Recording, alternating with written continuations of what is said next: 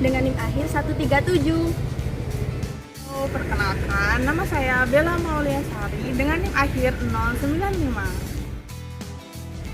Halo, perkenalkan saya Ernita Febriantika Batiwi dengan NIM akhir 054. Assalamualaikum warahmatullahi wabarakatuh. Jadi, pada video kali ini, kelompok kami membahas mengenai membaca kritis sebagai tembok penangkal hoax. Berikut adalah pokok pembahasan dari materi yang akan kami sampaikan, yaitu apakah membaca kritis berkaitan dengan kemampuan menangkal hoax. Kita bahas selanjutnya. Sebelum kita kupas tuntas lebih dalam mengenai mengenal hoax dengan membaca kritis, kita bahas terlebih dahulu mengenai definisi dari membaca kritis itu sendiri.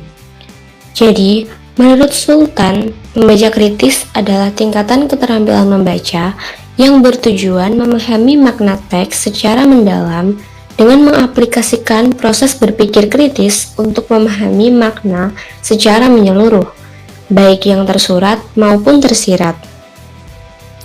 Berikut ini konsep membaca kritis.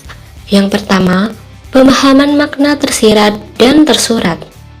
Membaca kritis tidak hanya berfokus pada makna kata-kata yang tertulis atau makna tersurat, tapi juga mencoba memahami makna yang tersirat, yaitu makna yang tidak langsung diungkapkan oleh penulis, tetapi dapat ditafsirkan berdasarkan konteks dan bahasa yang digunakan.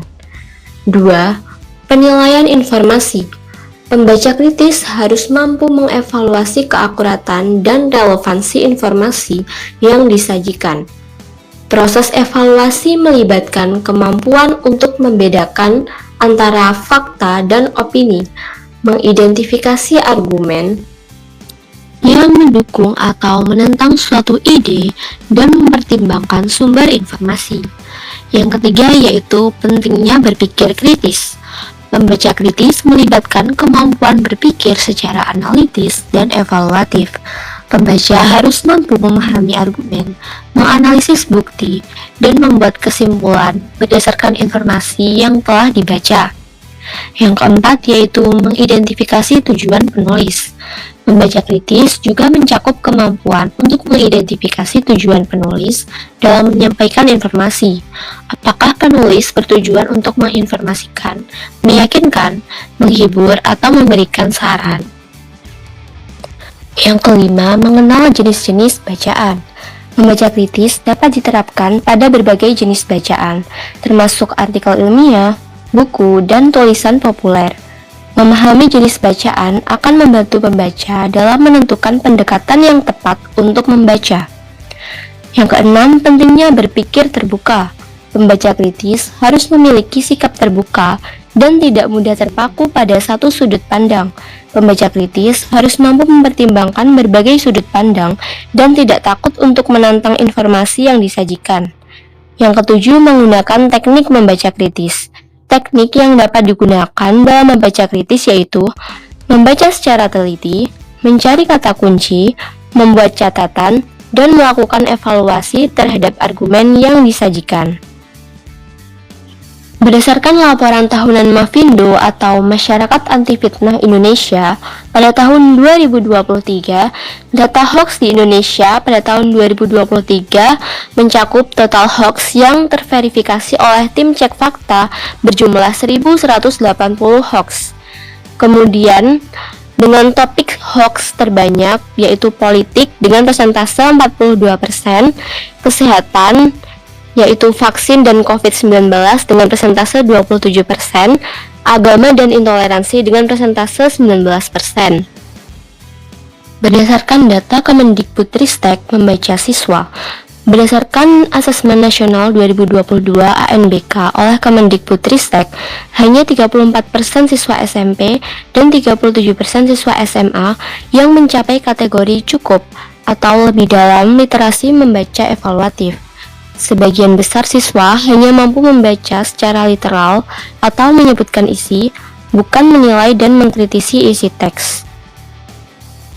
Menurut data nasional, Survei Literasi Digital Indonesia pada tahun 2023 atau Kominfo dan KIC, masyarakat Indonesia memiliki skor rata-rata literasi digital 3,54/5.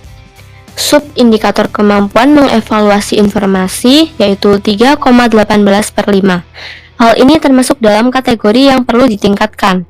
Hoax paling sering tersebar di media sosial karena minimnya verifikasi oleh pengguna. Berikut ini merupakan langkah-langkah dalam proses membaca kritis. Yang pertama yaitu meninjau judul, pengarang, dan sumber sebelum membaca. Yang kedua, memberi catatan atas bagian penting dan mencurigakan. Yang ketiga, mengajukan pertanyaan seperti siapa penulisnya, apa agendanya, apakah argumen logis atau mengandung sesat pikir. Kemudian yang keempat, mencari informasi pembanding di sumber lain. Yang kelima, menyimpulkan dengan penuh pertimbangan, bukan asumsi cepat. Setelah kami memahami mengenai apa itu membaca kritis, kemudian konsep-konsep membaca kritis itu apa saja, berdasarkan laporan tahunan Mavindo, berdasarkan data Kemendikbudristek, berdasarkan data nasional, dan setelah kami memahami mengenai langkah-langkah proses membaca kritis, kami menyimpulkan bahwa kemampuan membaca kritis sangat erat kaitannya dengan kemampuan menangkal hoax. Membaca kritis bukan sekadar memahami teks, tetapi juga menilai, menyaring, dan mengkritis informasi yang diterima. Dalam konteks digital yang penuh dengan noise dan misinformation, kemampuan ini menjadi krusial untuk membentuk masyarakat yang cerdas dan tahan terhadap manipulasi informasi. Baik, usai sudah pembahasan dari kelompok kami mengenai membaca kritis sebagai tembok penangkal hoax. Mohon maaf apabila ada kesalahan ataupun tutur kata. Terima kasih. Wassalamualaikum warahmatullahi wabarakatuh.